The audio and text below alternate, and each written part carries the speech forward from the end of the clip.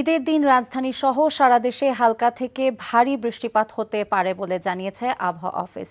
আর আবহাওয়ার এই বিষয়টি মাথায় রেখে ঈদ জামাত অনুষ্ঠানে সব ধরনের প্রস্তুতি নেওয়া হয়েছে। ঈদের জামাতকে ঘিরে কোনো নাশকতার আশঙ্কা নেই বলে জানিয়েছে আইন শৃঙ্খলা বাহিনী। জাতীয় ঈদগাহ ময়দানে ঈদুল আজহার জামাতকে কেন্দ্র করে নেওয়া হয়েছে 5 স্তরের নিরাপত্তা ব্যবস্থা। আরও জানাচ্ছেন শফি মাহমুদ সাগর। এখন জন্ম সনদ দিয়ে খোলো বিকাশ স্টুডেন্ট অ্যাকাউন্ট। নিজের বিকাশ নিজে কর।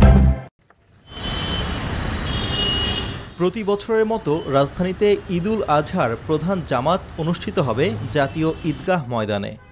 সে উপলক্ষে নেওয়া হয়েছে সকল প্রস্তুতি। সার্বিক প্রস্তুতি এবং নিরাপত্তা ব্যবস্থা তদারকি করতে ঈদগাহ ময়দান পরিদর্শন করেন ঢাকা মেট্রোপলিটন পুলিশ কমিশনার এবং র্যাবের মহাপরিচালক। জানান, নাশকতার কোনো আশঙ্কা নেই।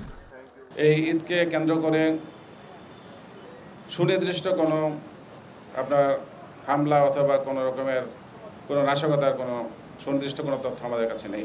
আমাদের সাধারণ uniform police patrolling, checkpost, drone patrolling, cyber patrolling, CCTV camera ইত্যাদি বিভিন্নভাবে নিরাপত্তা নিশ্চিত করা হবে। এদিকে আবহাওয়া অফিস জানিয়েছে, ঈদের দিন ঢাকার আকাশ মেঘলা থাকার পাশাপাশি গুড়ি গুড়ি বৃষ্টির সম্ভাবনা থাকলেও টানা বৃষ্টির শঙ্কা নেই। তবে মাঝারি থেকে ভারী বৃষ্টি হতে পারে দেশের উত্তরাঞ্চলের জেলাগুলোতে।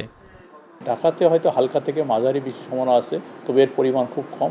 তবে আকাশ মেঘাচ্ছন্ন থাকবে। আর অন্যদিকে আপনার রংপুর, আপনার ময়মনসিংহ, সিলেট এবং চট্টগ্রাম এইসব জায়গাতে ভালো বৃষ্টির সম্ভাবনা রয়েছে। সিলেট, ময়মনসিংহ এইসব জায়গায় ভারী বর্ষণের সম্ভাবনা রয়েছে এবং দিনে 2-3 বার বৃষ্টির সম্ভাবনা রয়েছে। 19 জুন থেকে সারা দেশে বৃষ্টির পরিমাণ বাড়ার সম্ভাবনার কথাও জানিয়েছে আবহাওয়া অফিস। শফি মাহমুদ সাগর, এনটিভি নিউজ, ঢাকা। এখন জন্ম সনদ দিয়ে খোলো বিকাশ স্টুডেন্ট অ্যাকাউন্ট।